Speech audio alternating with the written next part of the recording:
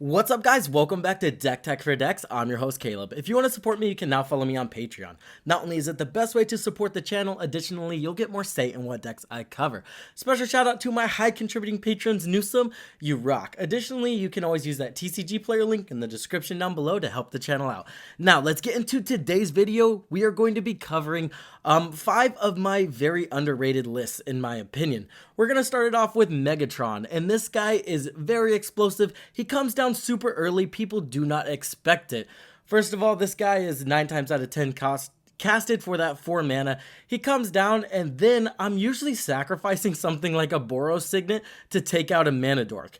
And then we very easily convert Megatron on that damage, right? So he's actually going to connect as a 7 power creature. Now you've got the 1 damage we did to that Mana Dork, and then the 7 power we have hit someone with. Now we're adding 8 mana to our pool as soon as turn like 3, even 4. Dropping something like a Triplicate Titan or a Phyrexian Tritiform on the battlefield for like 1 additional mana because we already added 8 mana to our mana pool. And then from there, it's easy to just continue that cycle, adding more and more mana to our mana pool, drawing a ton of cards, and then from there we're using stuff like Iron Soul Enforcer to bring those cards back from the graveyard. We can even use stuff as easy as Felden to 3 mana, throw Phyrexian back onto the battlefield. We're using stuff like Scarecrow to easily pay 4 mana for those creatures. So we're never paying the full price. We add a ton of mana and we're doing a ton of damage to our opponents very fast in the game. Rakdos, Lord of Riots, also an amazing include here since we're running a ton of colorless creatures, so we can throw stuff like Phyrexian Tritiform and stuff on the battlefield for free as long as we've done 9 damage to someone this turn, which is not that hard to do in this deck. Portal to Phyrexia just gets thrown on the battlefield. We also have Terror of the Peaks to start dealing a ton of damage to our opponents as well. Sneak Attack and Porphyros Bronze-Blooded are also going to make this list just because, again, cheating massive creatures out onto the battlefield is exactly what this deck wants to do. Our next list is going to be Hazezon, Shaper of Sand. And people give this guy a rough shake, but honestly, he's got a lot going for him. One, you do have to run deserts, but deserts aren't as terrible as people make them out to be. A lot of them enter untapped, so that's going to be good there. Additionally, we're going to get double the tokens, and out of the gate, this guy's going to allow you to cast those deserts from your graveyard. So whenever we're running stuff like Exploration, Oracle of Mudaya, and Azusa's Lost but Seeking, we can easily start sacrificing our lands using stuff like Sylvan Safekeeper or Zoran Orb and then casting them from the graveyard. This is going to net us a ton of landfall triggers and literally catapult us ahead of our opponents. And then we're going to win the game with stuff like Knights of New Alara or Elish Norn effects. Even Jetmare is going to make this list because that's going to be extremely busted.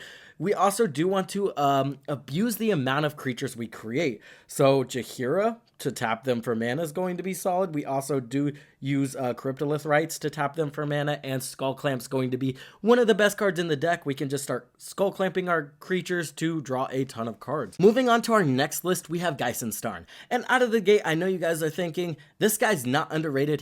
He's one of the best spell slingers ever, right? We're not running him as a spell slinger strategy. That's what's going to make this deck different. I wanted to go very wide with my tokens. We're going to use a lot of 1/1 creatures, and then we're going to triple up on the damage that those creatures are dealing. So now all of your 1/1s are dealing 3 damage. Not to mention when we include stuff like Hellrider, Cavalcade of Calamity, and Raid Bombardment, those creatures are going to deal 6 damage on attack instead. So now out of nowhere you have 1/1s dealing 6 damage. Pretty busted. Not to mention we do have a lot of ways to generate a ton of creatures in these colors, such as both of the Krinkos. We can use Thopter Assembly. Even the Locust God is going to be amazing in this deck because we're just going to draw a ton of cards, especially when we're using those Curiosity effects, right? Ophidium Eye, Tandem Lookout, amazing cards to just draw a ton of cards in this deck since our commander is dealing a lot of damage and throwing it everywhere. This deck can just kind of go infinite out of nowhere just because of the efficient cards that we're using and you know, curiosity effects just have the tendency to do that. I did shove Niv-Mizzet in the decks just because Niv-Mizzet's pretty cool. And then if we can set up something like a Locust God into something like a Witty Roastmaster with a curiosity effect, that will just go infinite because you draw the card, you get the creature deals the damage, and there you go from there. There's a lot of hidden lines in the deck where you're just like, oh, this goes infinite. And that's kind of why I think this deck's extremely underrated and extremely fun to play. Moving on, we have Zacama, but not that Zacama. We are building a Zacama Enchantress deck. Let me explain the reasoning behind this real quick.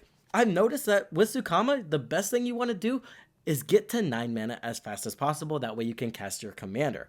Enchantments is just going to allow us to do that faster and have an engine while doing it, right? We're going to use stuff like Wild Growth, Fertile Grounds, Blight Burgeoning, and then we're going to draw cards off of the Eidolon of Blossoms, Argothian Enchantress, and Citizen Champion effects. So now while we're ramping, we're drawing cards and getting to that mana we need faster. The deck wins by going infinite, right? That's what Zacama does. We have an infinite combo in the command zone. We ramp as fast as we can, and we get Zacama on the battlefield. And from there, our infinite enablers are you know, we obviously have the Sanctum of Eternity, the meticulous extraction effects. That way we can bounce Zacama back to our hand, and then we just keep casting her, and that's where the infinite mana happens. Not to mention Phyrexian Vindicator, pretty good in this deck. We can use Zacama's ability to keep pinging Phyrexian Vindicator to kill everybody. Then Pyrohemia, Pyrohemia is also in the deck, so we can generate infinite mana that way, kill everything with Pyrohemia. Polyraptor effects are also going to be in here to generate infinite Polyraptors. It's kind of just, like I said, get to Zacama as fast as possible and win the game. If we don't win the game that way, we will just win through our enchantment effects, right? Archon of Soul's Grace, Hallowed Hauntings, and then the Sigil of the Empty Throne effects are really going to start outvaluing our opponents. We get that instant board state, and we start swinging face and dealing a ton of damage. Our last deck we're going to take a look at is Vrondiss, Rage of Ancients. This guy can be incredibly explosive. All we have to do is suit this guy up with an indestructible effect, and he kind of just goes infinite with the kitchen sink. All we'll need is something like a Hammer of Nazan, a Darksteel Plate, or even Heroic Intervention can do the trick. Then we're pinging him with our Outpost Siege effects, our Pyrohemia, even Blazing Sunsteel can kind of go infinite with itself. As long as Vrondiss has Indestructible, Blazing Sunsteel can ping Vrondiss, and then, you know, Blazing Sunsteel will trigger again, pinging Vrondiss, and that will go infinite, netting us infinite Dragon Ancients. Then the goal is to use a Warstorm Surge effect. Even a Terror of the Peaks can be amazing in the deck. Notably, Terror of the Peaks is better than Warstorm Surge because Terror of the Peaks specifically does the damage, so it won't cause you to sacrifice the dragon. Additionally, Where Ancients Tread definitely should have been in the precon. Super flavorful and does a ton of damage to our opponents. So once we kind of get infinite pings, we get a ton of dragons on the battlefield, we kind of just kill our opponents from there. Another thing that's pretty cool in the deck is this Wrathful Red Dragon, another way to just deal damage to our opponents while we're pinging our commander to an Oblivion. And then we run stuff like Fiend Lash, Impact Tremors. We can even use Ganax and Pyrohemia. Once we have infinite dragons entering the battlefield, we have infinite mana with Ganax, and then we can shove all that mana into Pyrohemia, killing everybody. You know, don't kill yourself while you do this because Pyrohemia can kind of do that. But I imagine once we have infinite dragons, it's going to be pretty easy to make sure that we shove all the dragons at our opponents, and we can definitely be the one with the most life total, and then pinging everybody with Pyrohemia can be a very good way to end out the game from there. One last thing about this deck, I did want to go heavy into the lore effects, right? So now once we get Vrondiss big or indestructible, we can just shove lore effects on him, throw him at our opponent, and then our opponent has to block with everything. So not only are we taking their key pieces away, we're also just creating a massive board state while, you know, doing what the deck wants to do. That's going to do it for these 5 decks. I hope you guys enjoyed. I will leave all of the links to the deck list in the description down below, or it'll take you to the video, and then in the video description there will be a deck list. kind of works out that way. And yeah, leave in the comments below if you want any more videos like this, or specifically what you want to see, right? I did my strongest budget, my favorite decks, and then now I'm doing my underrated decks. So like I said, there's been a ton of deck lists on the channel.